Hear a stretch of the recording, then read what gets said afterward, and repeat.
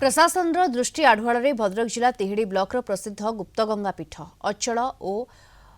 पालियाबिंधा पंचायतर मध्यम स्थल बरुणई गाँव में पीठरे प्रतिवर्ष परी चलित वर्ष 2 दिन धरी बारुणी स्नान होता। श्रद्धालु मैंने ऐतिह्य संपन्न पोखरी में बुड़ पकाई चैत्र शुक्ल पक्ष द्वादशी तिथि में पोखरी में बारुणी स्नान कले मानसिक पूर्ण होता है विश्वास रही। पीठरे साधु मानक मठ सहित माँ काली लक्ष्मी नारायण गणेश सरस्वती अन्नपूर्णा जगन्नाथ बलभद्र सुभद्रा रघुनाथ एवं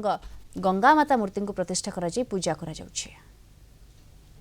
गंगा स्नान सारते आसुनी गुप्त गंगा को गुप्त गंगार टिके दर्शन करिया गाधेबा एटिके स्नान करिबा जतले खाली मंदिर थिला मु एटिके आसिनी एटा होती बारुणी महाबारुणी स्नान एटी गुप्त गंगा अछंती गंगा लुचिक रही बारुणी दिन गंगा एटी आपे आपे गंगा जो अच्छी तादेह पानी बाहर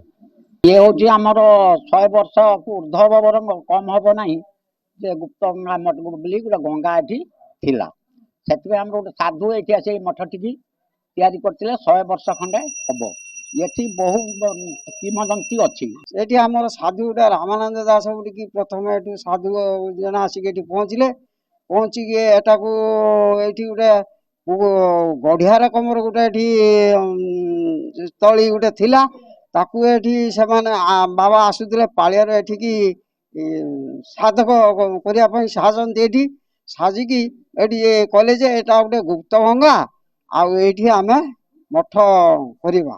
एठी आस्ते आस्ते एठी मठटा कले